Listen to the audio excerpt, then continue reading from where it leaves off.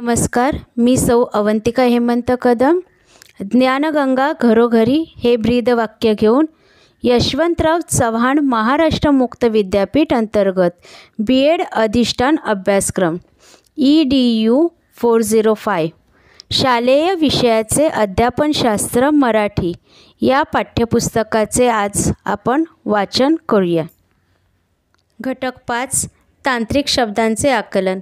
विद्यार्थ्यांचे वय जितके लहान असेल तितकी नव्या शब्दांची संख्या जास्त असेल. आपल्याला अगदी साधे वाटणारे शब्द त्या लहानग्या गोंधळात टाकतात. इयत्ता 3रीत कथा आहे शाब्बास माझा पुता. कथेत शिदोरी, क्षितिज, योजन, खजिना, डोंगी, वल्ले असे कितीतरी शब्द आहेत. इयत्ता 3रीच्या विद्यार्थ्याला समजतील असे ते शब्द स्पष्ट करायचे आहेत. केवळ शब्दांचा अर्थ सांगितला म्हणजे शब्द स्पष्ट होत नाहीत, तो केवळ प्रतिशब्द होतो. इथे त्याच्या अनुभवातील काही उदाहरणे देणे गरजेचे आहे. उदाहरणार्थ, तुम्ही शाळेत जाताना डबा घेऊन जाता. कशासाठी? हा डबा म्हणजे तुमची शिदोरी असते. काही शब्दांसाठी मात्र केवळ शब्दच उपयोगी पडत नाहीत. इथे विद्यार्थ्यांना चित्र दाखवावे लागते. उदाहरणार्थ डोंगी. आता हा शब्दचित्र स्पष्ट करताना एखाद्या छोट्या होडीचे चित्र दाखविले किंवा प्रतिकृती दाखवली तर तो शब्द लगेच समजेल. अर्थात मोठ्या जहाजाच्या पार्श्वभूमीवर तेच खजिना हा शब्द स्पष्ट करता येईल. हिरे, मोती, माणिके, दागिने यांचा लखलखाट असणारे एखादे चित्र खजिन्याची पुसटशी का होईना कल्पना देऊन जाते. या नव्या शब्दांबरोबरच काही म्हणी असतात, काही वाक्प्रचार असतात. इयत्ता 3रीच्या विद्यार्थ्यांना तर आपण वाच्यार्थ, ध्वनार्थ सांगू शकत नाही. अशा वेळी त्यांना त्या म्हणींचा ध्वन्यार्थ लक्षात आणून देण्यासाठी काही अध्ययन अनुभव देणे चांगले. जीव की प्राण असणे हा वाक्प्रचार स्पष्ट करताना खूपसे प्रसंग त्यांच्यासमोर उभे करावे लागतील आणि त्या प्रत्येक प्रसंगातून जीव की प्राण असणे हे स्पष्ट करावे लागेल. थोडक्यात विषय विवेचन आशयाचे बंधन पाळायचे असते. साहित्य प्रकारांच्या वैशिष्ट्याचे बंधन पाळायचे असते. दैनंदिन अनुभवांचे बंधन पाळायचे असते. गाभा-घटक आणि मूल्यांचे बंधन पाळायचे असते. तरीही आपली नजर रोखायची असते ती पाठाच्या अध्यापनाच्या सुरुवातीला मांडलेल्या अग्रज संघटकाकडे. आपल्याला संपूर्ण विवेचनातून हा अग्रज संघटक स्पष्ट होणे गरजेचे असते. पाठाच्या शेवटी तो अग्रज संघटक पुन्हा येतो, तो सामान्यीकरणापाशी. ज्या सामान्यीकरणाचाच शिक्षकाने अग्रज संघटक बनविलेला असतो. अर्थात सामान्यीकरणाची पायरी आपण जेव्हा आशय वस्तूचे म्हणजे आशयाचे विश्लेषण केले असेल तेव्हा अभ्यासली आहेच. उदाहरणार्थ, इयत्ता 8वीच्या मराठीच्या पाठ्यपुस्तकात अनेक शब्दचित्रे आली आहेत. त्यापैकी जडणघडण हे किशोरी अमोणकर यांनी रेखाटलेले आपल्या आईचे शब्दचित्र आहे, तर मातोश्री हे प्रबोधनकार ठाकरे यांनी त्यांच्या आईचे रेखाटलेले शब्दचित्र आहे. या दोन्ही शब्दचित्रातील साम्य स्थळे पुढीलप्रमाणे सांगता येतील. 1. मुलाने किंवा मुलीने आपल्या आईचे अनुभव सांगणे हा समान धागा या पाठामध्ये आहे. 2. ही या दोन्ही शब्दचित्रे आहेत, म्हणजे शब्दचित्र हा साहित्य प्रकाराचा समान धागा येथे आढळतो. 3.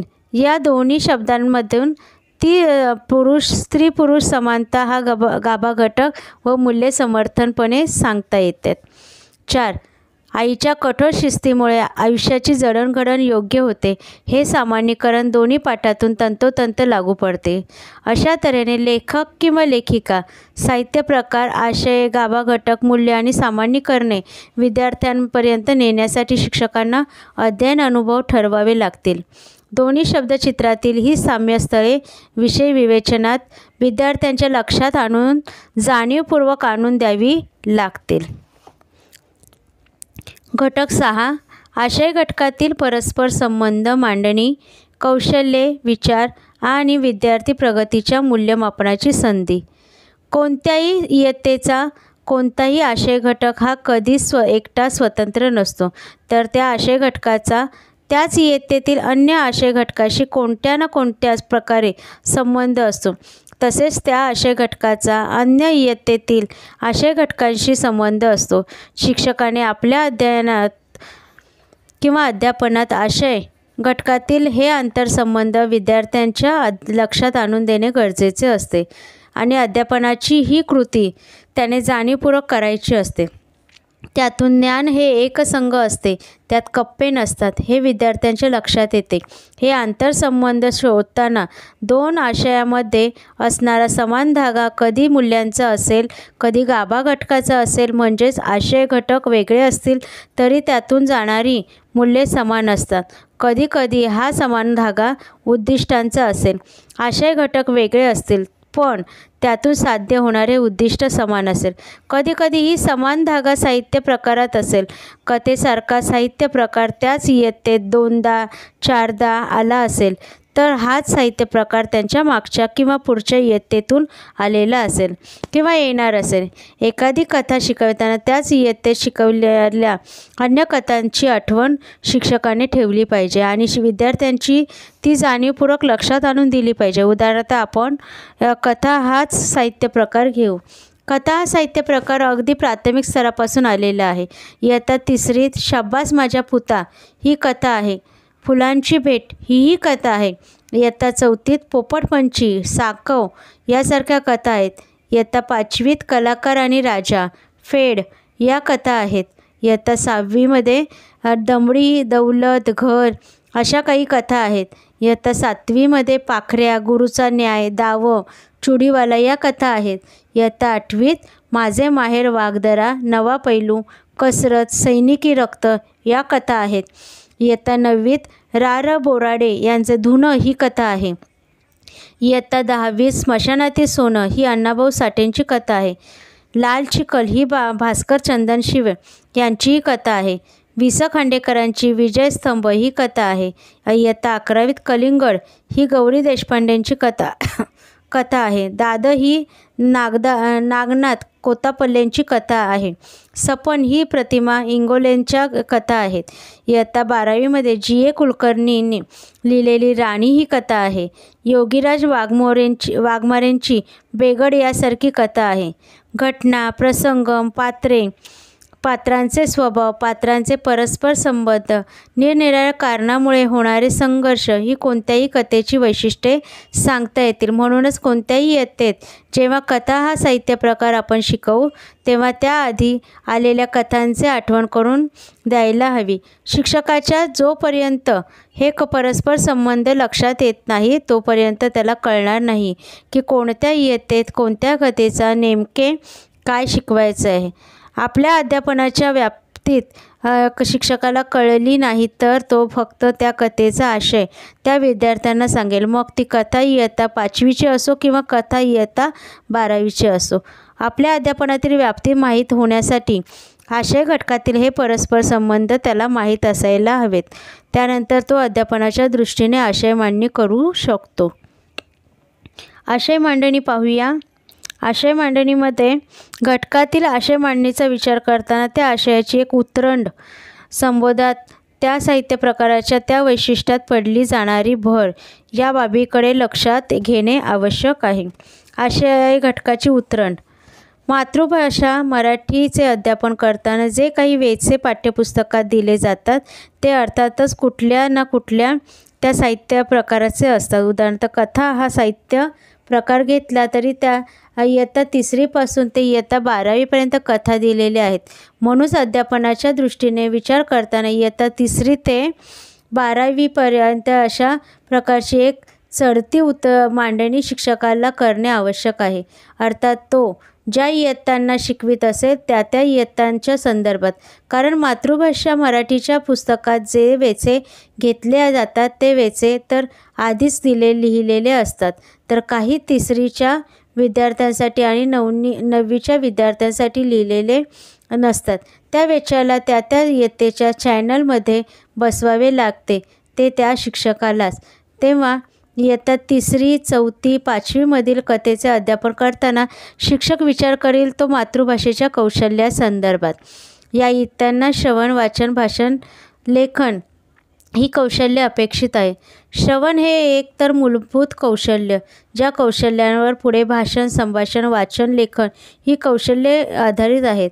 तेव्हा इयत्ता तिसरी हा शिक्षक शाब्बास माझ्या पुता या कथेचे असे काही प्रभावी कथन करेल की त्यांच्या कथानताच त्या कथेचे अधिक अध्यापन होईल.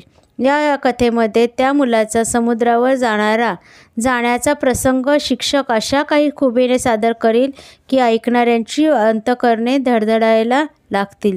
या मुलाचे काय होणार किंवा इयत्ता पाचवीतील कलाकार आणि राजा ही कथा सांगून संपविताना कलाकार म्हणून तो मूर्तिकार मोठाच आहे, पण तरीही त्याच्या मोठेपणात कमतरता आहे आणि ही कमतरता मुलांनी सहजता सांगितली तर कथेचे अध्यापन प्रभावीपणे झाले असे आपण समजतो.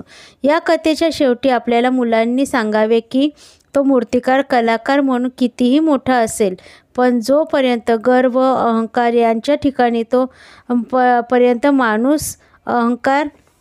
माणूस म्हणून तो मोठा होऊ शकत नाही. म्हणून आपल्याला अहंकार कमी केला पाहिजे. या सूचनेपर्यंत शिक्षक जरी आला तरी या कथेचे सोने झाले असे म्हणायला हरकत नाही. त्याच्या कथाकथनामुळे विद्यार्थ्यांच्या श्रवण कौशल्याचा विकास होतो, कारण आपण जसे ऐकतो तसे बोलतो. म्हणूनच आपली कथनशैली इथे प्रत्येक महत्त्वाची ठरते. जसे ऐकतो तसे बोलतो त्याप्रमाणे विद्यार्थी त्या कथेचे मनोगत वाचन करेल तेव्हा तोही शिक्षकाप्रमाणेच योग्य त्या स्वराघातानुसार योग्य आरोह अवरोहानुसार वाचन करेल. त्याचे मनोगत वाचन जसे असेल तसेच त्याचे प्रगटकरण वाचन असेल जे त्याला त्याच प्रकारच्या संभाषणाकडे घेऊन जाईल. या स्तरावर कथेचे अध्यापन करताना कथेच्या माध्यमातून श्रवण वाचन भाषण लेखन या कौशल्याचा विकास करणे एवढीच मर्यादित उद्दिष्टे असेल. त्यामुळे या स्तरावरचा कथेचा आशय हाच मुख्य प्रवाह ठरतो. उच्च प्राथमिक स्तरावर म्हणजे इयत्ता 6वी 7वी 8वीला कथा शिकविताना आता केवळ आशयापेक्षा कथा अध्यापनाची व्याप्ती जरा वाढते. या स्तरावरील मूलभूत कौशल्ये श्रवण वाचन भाषण संभाषण लेखन या कौशल्यांचा विकास अपेक्षित असतो. तोच थोडी विस्तृतता येते. म्हणजेच आधीची कौशल्ये असतातच, पण त्या स्तरावर तो फक्त श्रवण करतो आणि आता मात्र श्रवण करता करता नोंदी घेतो. त्याबरोबरच काही प्रतिक्रिया व्यक्त करतो. माझे माहेर वाघदरा ही अण्णाभाऊ साठेंची कथा. या कथेच्या अध्यापनाच्या वेळी शिक्षक कथा कथन करतील. त्याबरोबरच विद्यार्थ्यांची आकलन क्षमता विकसित करण्यासाठी किंवा तपासण्यासाठीच त्याच आशयावर काही प्रश्न विचारतील. माझे माहेर वाघदरा ही कथा कथन करून झाल्यावर शिक्षक त्यातल्या प्रसंग स्पष्ट करण्याचा प्रयत्न करतील. ज्यात दादा पाटील आपली मुलगी काशीला घेऊन आपल्या घरी परततो, त्याचवेळी त्याला सावळा दरोडेखोराशी त्याची पडणारी गाठ इत्यादी. या स्तरावर कथा शिकविताना फक्त कौशल्य किंवा उद्दिष्टे एवढ्यापुरतेच कथेचे अध्यापन मर्यादित असत नाही, तर शिक्षक आपल्याला विद्यार्थ्यांना रसास्वादाकडे नेतील आणि रसास्वादाचा एक भाग म्हणून शिक्षक विद्यार्थ्यांना कथेतील पात्रे विचारतील. या पात्राची म्हणजे काशी, दादा पाटील, सावळा, राजाराम पाटील यांची स्वभाव वैशिष्ट्ये शिक्षक स्पष्ट करतील. उदाहरणार्थ, या कथेतील काशी ही सर्वसामान्य स्त्रीची प्रतिनिधी आहे. आपल्या नशिबात जे आहे ते निमूटपणे भोगायचे, सर्वच अत्याचार मुकाटपणे सहन करायचे. तर दादा पाटील हे काशीचे वडील, आपल्या आर्थिक परिस्थितीने गांजलेले, हुंडा देता येत नाही म्हणून मुकाटपतेने घरी निघालेले. अशा मोजक्या शब्दात शिक्षक पात्रांचे वर्णन करतील. अशा प्रकारे या स्तरावरचे अध्यापन हे आधीच्या स्तरावरील अध्यापनापेक्षा वेगळे असेल. हाच कथा प्रकार इयत्ता 9वी 10वी किंवा इयत्ता 11वी 12वीत कथा हा घटक शिकवायचा असेल तर शिक्षकांची ट्रीटमेंट जरा वेगळीच असेल. घटक 7 सामान्यीकरणे व अध्यापन. अध्यापनाच्या दृष्टीने आशयाची मांडणी करताना आणखीन एक गोष्ट लक्षात घ्यावी लागते, ती म्हणजे इयत्तानुसार स्तरानुसार विकसित होत जाणारी सामान्यीकरणे. ही सामान्यीकरणे आपण समोर ठेवूनच एकूण आशयाचे अध्यापन करीत असतो. ही सामान्यीकरणे म्हणजे कधी एखादा नियम असेल एखाद्या व्याख्या असेल, एखादे तत्त्व असेल, कदाचित एखादा सिद्धांतही असेल. हे सामान्यीकरण विद्यार्थ्यांपर्यंत पोहोचविण्यासाठी आशय हे साधन असते. म्हणूनच इयत्तानुसार ही सामान्यीकरणेही बदलत जातात. उदाहरणार्थ कथा हा घटक घेतला तर इयत्ता तिसरीतील शाब्बास माझ्या पुता ही शौर्य कथा शिकविताना धाडस हा एक उत्तम गुण असतो, हे विधान समोर ठेवून वरील कथा शिकवायची असते. इयत्ता 6वी, 7वी, 8वीच्या स्तरावर सामान्यीकरणे जरा अधिक विकसित होतील. इयत्ता 8वीमध्ये नवा पैलू ही प्रतिभा पानट यांची कथा मूकबधीर दिगूच्या आयुष्यातील ही कथा आहे. ही कथा शिकवताना पुढील काही सामान्यीकरणे पुढे ठेवता येतील.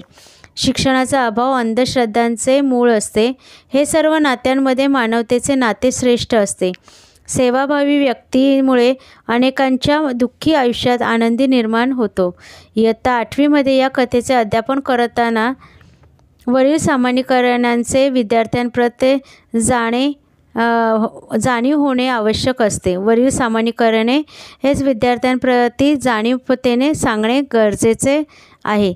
ती अशी त्यांच्यापर्यंत गेली किंवा नाही हे मूल्यमापनाच्या प्रश्नातून समजावून तपासून बघावे लागते. म्हणूनच एकूणच अध्ययन अनुभवांची मांडणी करताना आशयाबरोबरच सामान्यीकरणेही आपल्याला समोर ठेवावी लागतात. एकूण अध्यापनामध्ये ही सामान्यीकरणे प्रथम सज्जता प्रवर्तनानंतर करावयाचे हेतुकथनात येतात. त्यामुळे हे सामान्यीकरण हेतुकथनात अग्रज संघटक बनते. विषय विवेचनामध्ये आशयावर जेव्हा आपण स्पष्टीकरण करतो तेव्हा ते स्पष्टीकरण हे वरील सामान्यीकरणाप्रत जाणे आवश्यक असते. विवेचनातील आपले पालुपदच सामान्यीकरण होऊन बसते. याचा असा मात्र अर्थ नव्हे की सामान्यीकरणाचा पुन्हा पुन्हा उच्चार केला म्हणजे सामान्यीकरण विद्यार्थ्यांना कळते. त्यासाठी त्या पाठाचे अध्ययन अनुभव निवडावे लागतात आणि तेवढ्या प्रभावीपणे ते द्यावे लागतात. विषय विवेचनाच्या शेवटी विषय विवेचन संपविताना अंतिम विधानाला स्वरूपात सामान्यीकरणाचा उच्चार करावा लागतो. मूल्यमापनाच्या पायऱ्यावरही सामान्यीकरणावर एखादा प्रश्न असणे आवश्यक असते. आशयावरील प्रश्न विचारून झाले की शेवटचा प्रश्न सामान्यीकरणावरच हवा. उदाहरणार्थ सर्व नात्यांमध्ये मानवतेचे नाते श्रेष्ठ असते हे विधान नवा पैलू या कथेच्या आधारे स्पष्ट करा. किंवा अंधश्रद्धांचे मूळ हे शिक्षणाच्या अभावातच असते कसे ते उदाहरण सांगा. अशा तऱ्हेने अध्यापनाच्या दृष्टीने अध्यापनाची मांडणी करताना इयत्तानुसार स्तरानुसार बदल करावे लागतात. याप्रमाणे माध्यमिक आणि उच्च माध्यमिक स्तरावर कथेचे अध्यापन करताना सामान्यीकरण अधिक विकसित होईल. आता सामान्यीकरणाबरोबरच कथा या साहित्य प्रकारांची वैशिष्ट्ये लक्षात घ्यावी लागतील. त्यानुसार अध्ययन अनुभवात बदल होतील. मूल्यमापनातील एखादा प्रश्न कथा या साहित्य प्रकाराच्या वैशिष्ट्यावर यायला हवा. शिक्षक मित्रांनो, आपण या ठिकाणी कथा हा साहित्य प्रकार केवळ उदाहरण म्हणून घेतला आहे. अध्यापनाच्या या कृती कोणत्याही साहित्य प्रकारच्या अध्यापनासाठी उपयोगी असतात. घटक 8 गाभा घटक व मूल्य शिक्षण या दृष्टीने अध्यापन. अध्यापनाच्या दृष्टीने आशयाची मांडणी करताना आणखीन एक महत्त्वाची बाब लक्षात घ्यावी लागेल ती म्हणजे गाभा घटक व मूल्य शिक्षण यांचा विचार. गाभा घटकांचा विचार इसवी सन 1986 पासून सुरू झाला आहे, तर मूल्य शिक्षणाचा विचार महाराष्ट्र सरकारने इसवी सन 1997 ते 98 पासूनच्या सुमारास प्रत्यक्षात आणला. गाभा घटक आणि मूल्य यानुसार आशयाची छाननी आपण या अगोदरच्या प्रकरणातून अभ्यासलेली आहे. त्याचा उपयोग आपल्याला अध्यापनासाठी करावायचा आहे. तसे पाहिले तर मूल्य ही गाभा घटकानंतरची पायरी आहे. त्यामुळे मूल्यांच्या दृष्टीने अध्यापनाचा विचार झाला तर बऱ्याच प्रमाणात तो विचार गाभा घटकांचाही होतो. मूल्यांचा अर्थ विद्यार्थ्यांना सांगितलेला असतोच. त्या प्रत्यक्ष अनुभवाने अध्यापनाच्या वेळी सफल होणारी मूल्ये शोधूनच त्यासाठी अध्ययन अनुभव मांडावे लागतात. उदाहरणार्थ इयत्ता 6वीच्या मराठीच्या पाठ्यपुस्तकात सुईचे आत्मवृत्त हा पाठ आलेला आहे. सकाळी वही शिवल्यानंतर निष्काळजीपणे जमिनीवर तशीच पडून दिलेली सुई आणि संध्याकाळी शाळेतून आल्यावर रामच्या पायाला टोचलेली सुई या संदर्भात हा धडा आहे. या धड्यातून नीटनेटकेपणा हे मूल्य अतिशय प्रकर्षाने जाणवणारे आहे. हा धडा शिकवताना जर आपण या मूल्याला स्पर्श केला नाही तर नीटनेटकेपणा आपल्या एकूणच वर्तनात किती महत्त्वाचा घटक आहे हे सांगितले नाही तर या धड्याचे अध्यापन व्यर्थ ठरेल. पायाला सुई टोचल्यामुळे रागारागाने राम ती सुई दगडाने ठेचायला निघाला होता. यातून संवेदनशीलता हे मूल्यही नकारात्मक बाजूने जाण्याची शक्यता आहे. त्यामुळे विषयविवेचनामध्ये नीटनेटकेबद्दल काही अध्ययन अनुभवांची नियोजनाची गरज आहे. त्यासाठी दैनंदिन जीवनातील नीटनेटकेपणाची होकारात्मक आणि नकारात्मक अशी दोन्ही उदाहरणे देणे गरजेचे आहे. नीटनेटकेपणा हे मूल्य अतिशय सहजतेने देण्यात तो जणू आशयाचाच एक अविभाज्य भाग आहे असेच भासविण्यातच शिक्षकाने खरे कौशल्य असेल. एकूण अध्यापनामध्ये गाभा घटक किंवा मूल्यशिक्षण यांचे आशयाला दिलेले ढिगळ असे वाटता कामा नये. शिक्षक मित्रांनो, तुम्ही जर एवढे अनुभवी आहात की त्यामुळे तुम्हाला सहज हे शक्य असेल. कदाचित आपोआप ही मूल्ये तुमच्या अध्यापनातूनही येतही असतील. आता मात्र या अध्ययन अनुभवांचे नियोजन जाणीवपूर्वक करणे महत्त्वाचे आहे. माध्यमिक स्तरावर कर्मवीरांच्या आठवणी नावाचा पाठ पी बॅनर्जी P.G. पाटील यांनी लिहिलेला आहे. तो इयत्ता 8वीच्या पुस्तकात आहे. कर्मवीर भाऊराव पाटील यांच्या संदर्भात हा पाठ आहे. भाऊराव पाटलांचे एकूणच जीवन तळागाळातील लोकांच्या विकासासाठी खर्च झाले. त्यामुळे अनेक वेदनांचे, दुःखांचे मूळ असणारी निरक्षरता कमी होण्याची मदत झाली. समाजातल्या विकासातल्या हा एक सामाजिक अडसरच आहे. सामाजिक अडसरांचे निर्मूलन हा एक गाभा घटक आहे. त्यामुळे कर्मवीरांसंदर्भात केवळ हा एकच धडा नव्हे तर जेव्हा जेव्हा अन्य काही आशय शिकविला जाईल तेव्हा तेव्हा हा गाभा घटक प्रकर्षाने आपल्या अध्यापनातून गेला पाहिजे.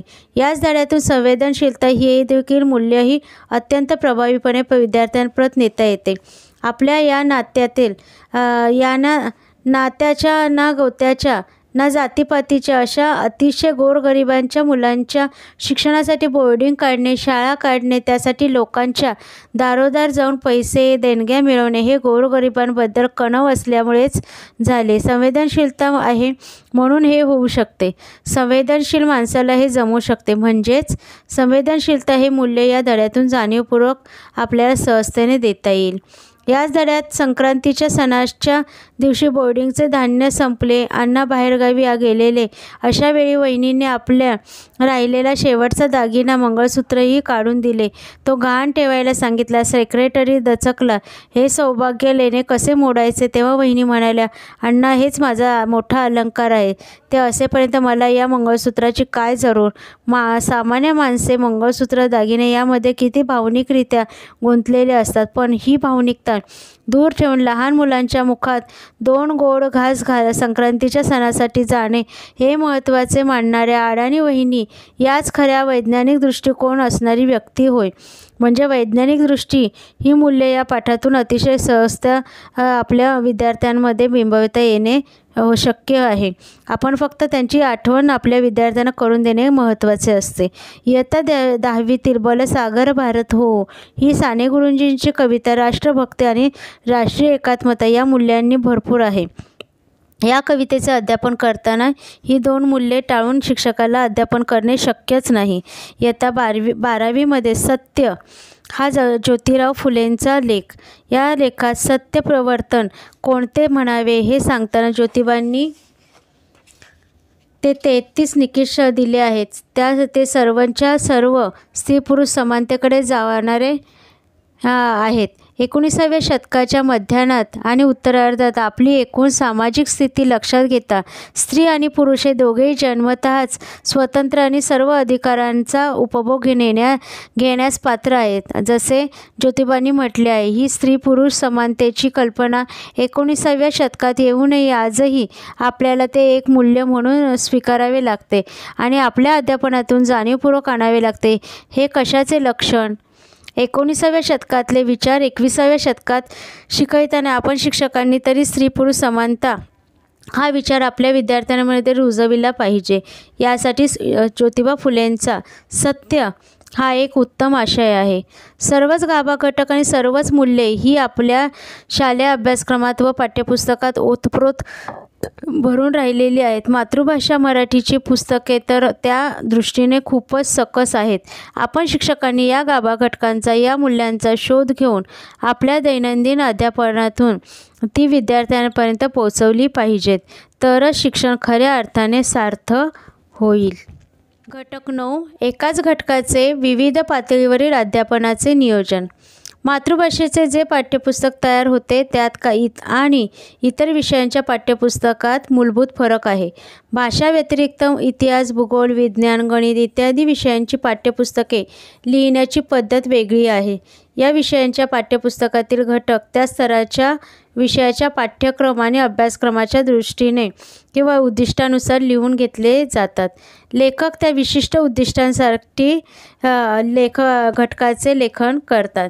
मात्र मराठीच्या पाठ्यपुस्तकातील आशय घटक म्हणजे कथा, वर्णन, निबंध, कविता या लेखक कवींनी आधीच लिहिलेल्या असतात. एखादी कथा कथासंग्रहातून घेतली जाते. उतारा नाटकातून घेतला जातो.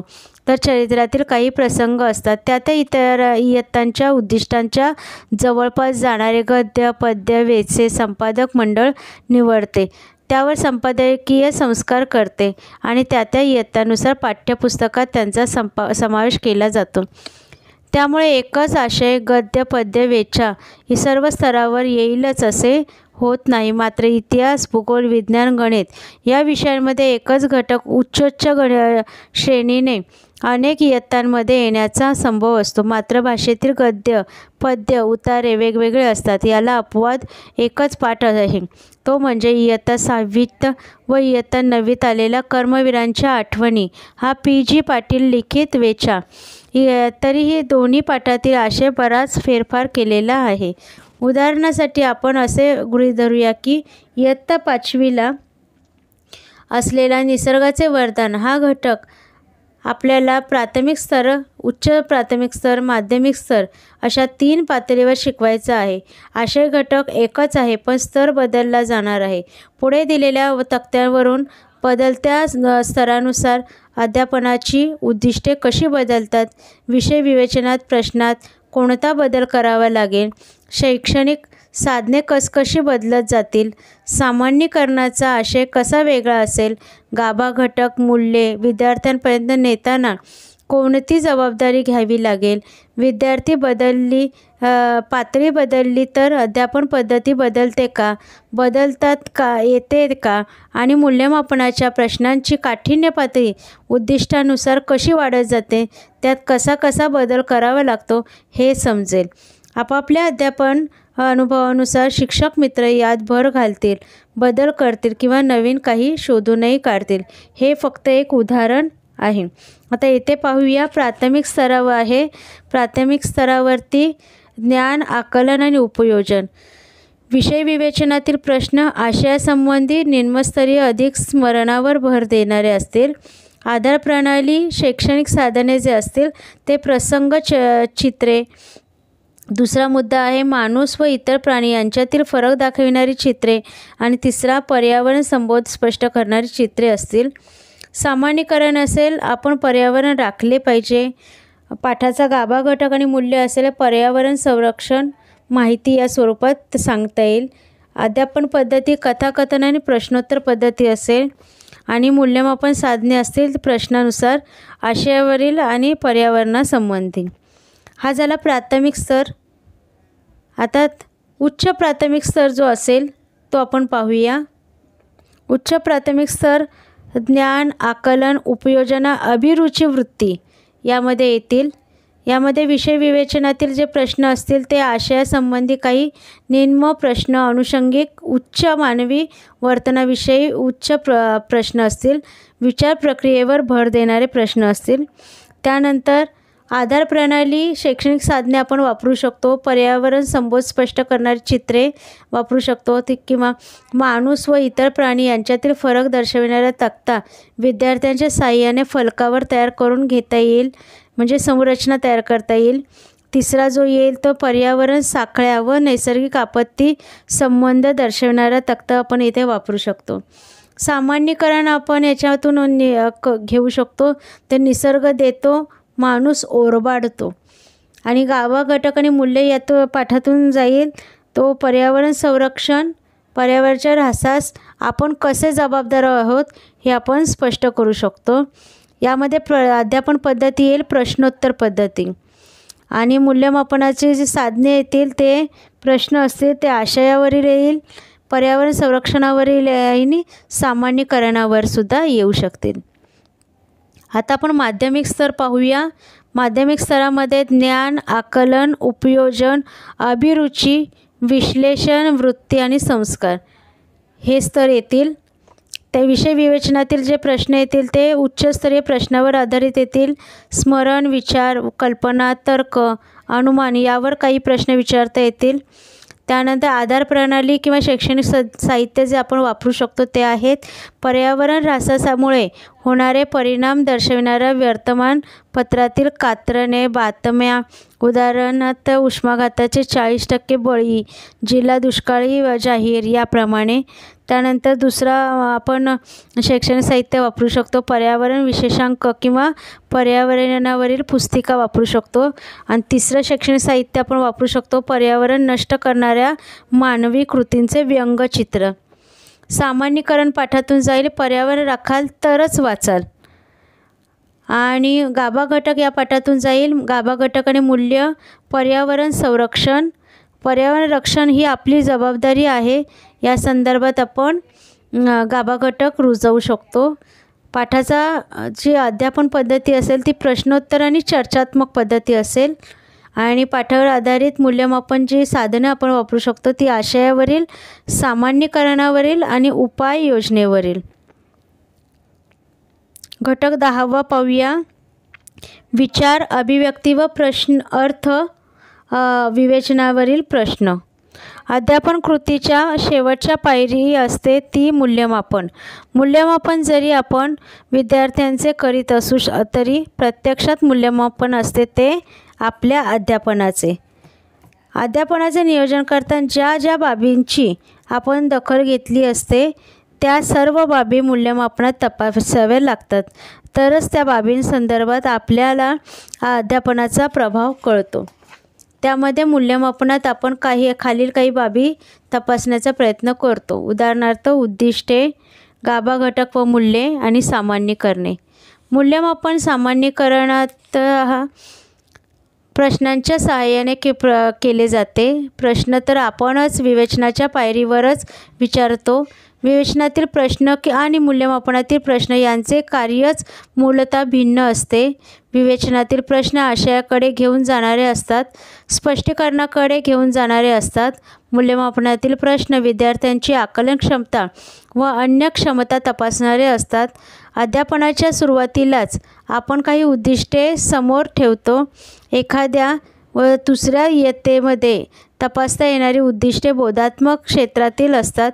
म्हणून इयत्ता 5वीपर्यंत ज्ञानावरचे प्रश्न, थोडेफार आकलनाचे प्रश्न येऊ शकतात जे पूर्णपणे त्या आशयावरच असतात.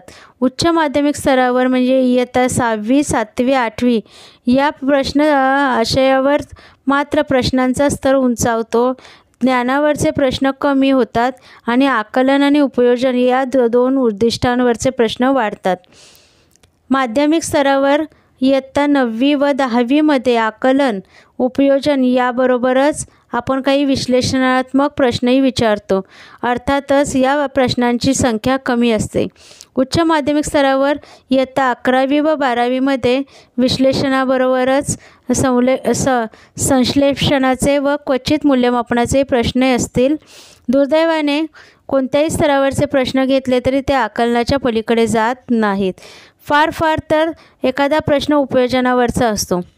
मातृभाषा मराठीचे अध्यापन करताना झाल्यानंतर होणाऱ्या मूल्यमापनातही सगळ्या स्तरावरचे प्रश्न आशयावरच असतात. मात्र इयत्ता 5वीसाठी ज्ञान आकलनावरचा प्रश्न असतो आणि इयत्ता 12वीसाठी ज्ञान आकलनाचाच प्रश्न असतो. त्याचा फक्त आशय बदलतो. आपण एखाद्या आशयाचे उदाहरण घेऊ आणि कल्पना करूया की हा आशय सर्व स्तरावरील शिकवायचा आहे. उदाहरणार्थ उपास हा पु ल देशपांडे यांचा लेख. प्रत्यक्षात इयत्ता 10वीच्या पाठ्यपुस्तकात आहे, मात्र तो जर इयत्ता 5वीला म्हणजे प्राथमिक स्तरावर येणार असेल तर इथे येणारे प्रश्न हे खालीलप्रमाणे असतील. लेखकाचे वजन किती भरले होते? कोणती भीष्म प्रतिज्ञा लेखकाने केली? या प्रश्नांची उत्तरे विद्यार्थ्याला सहजच पुस्तकात मिळणारी आहे, म्हणून हे प्रश्न केवळ माहितीवर म्हणजेच ज्ञानावर आधारलेले आहे. हाच पाठ वरच्या स्तरावर म्हणजे इयत्ता 8वीत शिकविल्यानंतर खालीलप्रमाणे प्रश्न विचारावे लागतील. बटाट्यामुळे कॅलरीज वाढतात तेव्हा कुठे राहतो? या प्रश्नाचे उत्तर देताना फक्त चाळीत राहतो असे सांग. या विधानातील विनोद कोणता? हा प्रश्न आता आकलन आणि त्या पलीकडे विश्लेषणाकडेही जाईल. माध्यमिक स्तरावर आपण इयत्ता 10वीमध्ये खालील प्रकारचे प्रश्न विचारता येतील. वजन कमी करण्यासाठी चाळीतल्या लोकांनी पंतांना दिलेल्या सल्ल्यामधून कोणत्या प्रकारचे विनोद निर्माण झाले आणि ते कसे? हाही प्रश्न विश्लेषणावर असेल. उच्च माध्यमिक स्तरावर म्हणजे इयत्ता 12वीमध्ये या धड्यावर प्रश्न विचारताना सामान्यीकरण लक्षात घेऊन प्रश्न विचारावे लागते. उदाहरणार्थ, मध्यमवर्गीयांच्या संकल्पनांनी सिद्धीमध्ये खूप अंतर पडते आणि संकल्प करणारी मंडळी हास्यास्पद होतात. ते कसे? हे उपास या लेखाच्या आधारे स्पष्ट करा. किंवा असाही प्रश्न विचारता येईल की उपास या धड्यातून किंवा लेखातून सामान्य मध्यमवर्गीयांबद्दल कोणते सामान्यीकरण करता येईल. अशा तऱ्हेने हा प्रश्न संश्लेषणाकडे जाणारा ठरेल. म्हणजे आशय एकच असला तरी वेगवेगळ्या स्तरावर तोच आशय शिकविताना त्यांची उद्दिष्टे बदललेली आहेत आणि त्यांची उद्दिष्टे बदलली की मूल्यमापनाचे स्वरूपही बदलले. मूल्यमापन करताना आणखीन एक गोष्ट लक्षात ठेवावी, ती म्हणजे त्या आशयाकडून शिक्षकाने विद्यार्थ्यांपर्यंत पोचवलेली मूल्य आणि गाभा घटक. आशय ही मूल्ये व गाभा घटक अप्रत्यक्षरित्या येतात. अध्यापनातून आपण याची जाणीव करून दिली पाहिजे. हे गाभा घटक, हे मूल्य खरोखर त्यांच्यापर्यंत गेली किंवा नाही हे तपासण्यासाठी विद्यार्थ्यांना त्या संदर्भातले प्रश्नच विचारावे लागतील. मूल्यमापन करताना आणखी एका गोष्टीचे भान ठेवावे लागते, ते म्हणजे सामान्यीकरणाचे. सामान्यीकरण हे एकूणच आशयाचे स्तर आहे, म्हणून ते संदर्भ चौकटीच्या स्वरूपात किंवा अग्रत संघटकाच्या स्वरूपात अध्यापनात आले. त्या दृष्टीने म्हणून एकूण अध्यापनाची रचना केली आणि अंतिम विधानाच्या स्वरूपातही हे सामान्यीकरण आले, तेव्हा मूल्यमापनाच्या संकल्पनाचा किंवा संकलनाचा शेवटचा प्रश्न आणि उपयोजनातील प्रश्न सामान्यीकरणावरच असला पाहिजे. तरच मूल्यमापनाला पूर्णत्व येईल असे मला वाटते. तुमच्याच सारख्या एवढ्या अनुभवी शिक्षकांना हे सहजगत्या शक्य होईल याची आम्हाला खात्री आहे. पाठाचा सारांश पाहूया. अध्यापनशास्त्रीय विश्लेषण ही एक नव्याने आलेली संकल्पना. तिचा आपण अतिशय बारकाईने या घटकात विचार केला आहे. अध्यापनात जसे आशयाला आणि त्याच्या विश्लेषणाला महत्त्व, तेवढेच अध्यापनाला आणि त्यांच्या विश्लेषणाला महत्त्व असते, हेही तुमच्या लक्षात आले असेल. या अध्यापनशास्त्रीय विश्लेषणामुळे तो घटक किंवा आशय शिकविताना आपण कोणत्या उदाहरणांचा, दाखल्यांचा अध्यापनात वापर करणार, तो कसा व का करणार, कोणते प्रश्न विद्यार्थ्यांना विचारणार, त्यातले कोणते विद्यार्थ्यांच्या कल्पनांना विचार करणारे व कोणते आशय वस्तूस बळकटी देणारे असतील, विद्यार्थ्यांचे मूल्यमापन कसे करणार, कोणती ज्ञानाची प्रतिरूपणे आशय सोपा व सुलभ करण्यासाठी वापरावी लागतील, महत्त्वाचे म्हणजे त्या आशयातून कोणते गाभा घटक, कोणते मूल्ये आपण रुजवू शकतो याचाही विचार केला जातो. परिणामतः आपले अध्यापन अधिकाधिक परिणामकारक होऊन उद्दिष्ट साध्य होण्यास मदत होते. त्यामुळे पुढील आपल्या दैनंदिन अध्यापनात तुम्हीही तुमच्या अध्यापन घटकाचे अध्यापनशास्त्रीय विश्लेषण कराल असा विश्वास मला वाटतो. पाठातील पारिभाषिक शब्द आलेले आहेत. अध्यापन कृती, सज्जता प्रवर्तन, सौम्य चिंता, संदर्भ चौकट, साहित्य प्रकार, अनुषंगिक प्रश्न, मूल्यमापनाची साधने, प्रश्नांचा स्तर, आशय घटकाची उद्दिष्टे, अभ्यासक्रमाची उद्दिष्टे, त्याचबरोबर अग्रज संघटक, साहित्य प्रकाराची वैशिष्ट्ये, मातृभाषेचे मूलभूत कौशल्ये, रसास्वाद, सामान्यीकरणे, गाभा घटक, मूल्ये, अंतिम विधान उपयोजन यामध्ये अनुधावन कृती दिलेली आहे। त्याचबरोबर वाचनासाठी अधिक वाचनासाठी काही पुस्तकांची नावेसुद्धा येथे सांगितलेली आहेत। धन्यवाद।